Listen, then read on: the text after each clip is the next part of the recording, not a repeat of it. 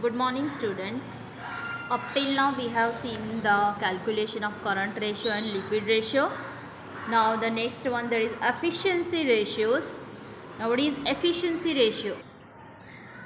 Efficiency ratio means the profitability of the business increases when all resources and equipments acquired by the business entity are used efficiently. When resources and equipments used efficiently, right, in this context efficiency or activity ratios that is developed. So efficiency ratio means we are finding ratio when the resources and equipments that are used efficiently. For that we find out efficiency ratio. Now there are four ratios that are covered for efficiency ratio. In that, first one is stock turnover, working capital turnover, debtors turnover and creditors turnover. Now see, first of all, stock turnover. Now stock turnover, that means stock turnover ratio shows relation between the cost of goods sold and average stock. So formula stock turnover, that is cost of goods sold upon average stock, right? Now cost of goods sold and average stock both are, ये भी directly sometimes नहीं देते हैं, तो how do we find out that cost of goods sold? So for that there are 3 to 4 formulas are given. First of all, for cost of goods sold, उसमें देखें opening stock plus purchase of raw material plus purchase of expense minus closing stock of raw material, right, then plus wages plus factory expense. So that is our cost of goods sold. Now if all these informations are given, we go by this format only. Format आप learn कर ली, इसमें से जो जो दिया है वो add करेंगे, less करेंगे, whatever is not given that we do not write down. So follow this format to find out cost of goods sold. Now when all the detailed information is not given in the sum, at that time, first of all, when cost of goods sold is equals to sales minus gross profit, इस तरह से हम find out करेंगे. Then after cost of goods sold is equals to sales plus gross profit.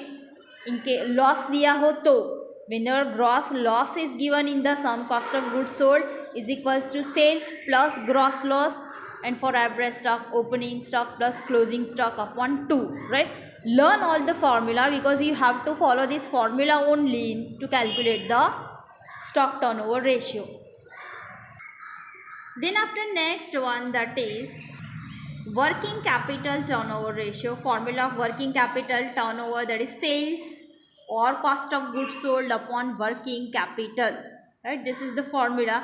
Sales और cost of goods sold, whatever is cost of goods sold की अगर information दी हो तो हम वो आगे जो हमने वो फॉर्मेट देखा है टेबल, हम उसी तरह से कैलकुलेट करके फाइंड आउट करेंगे. If directly sales is given then we take sales only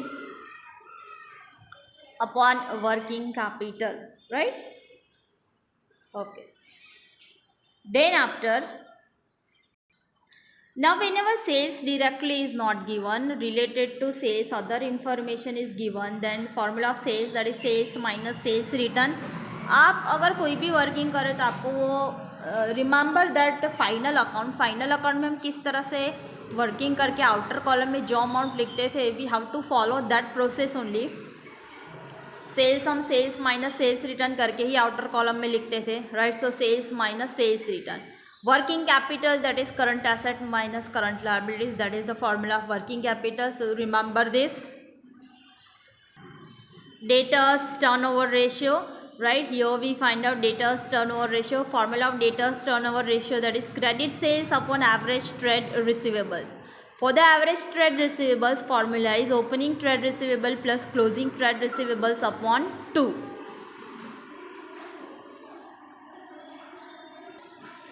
Now for the debtors turnover ratio, if the collection period is given in month, we can days to find out, right? At that time collection, there are again 3 formulas. collection period in month, right? debtors को हम collect करेंगे, from them we collect money, right? तो अगर वो 12 1 year में दे देते हैं तो 12 अपॉन डेटर्स टर्नओवर, ये डेटर्स टर्नओवर, ये वाला जो आंसर आएगा that we take over here. तो collection period in months, तो 12 upon debtors turnover. Then collection period in weeks, 52 upon debtors turnover. Collection period in days, 365 upon debtors turnover. Right?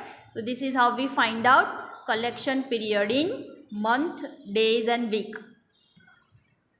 Creditors turnover ratio same as debtors turnover ratio.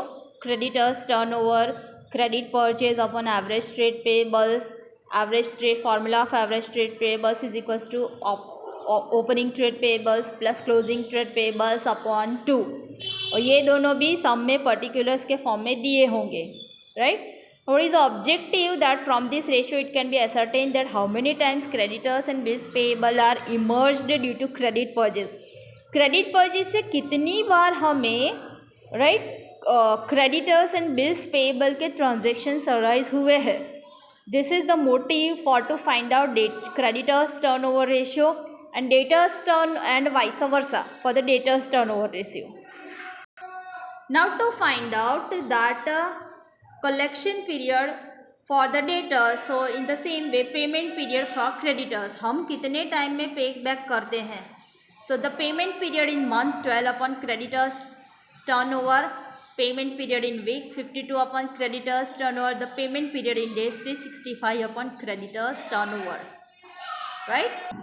So for today, learn all these formulas, read the points properly, write down all the formula in your notebook.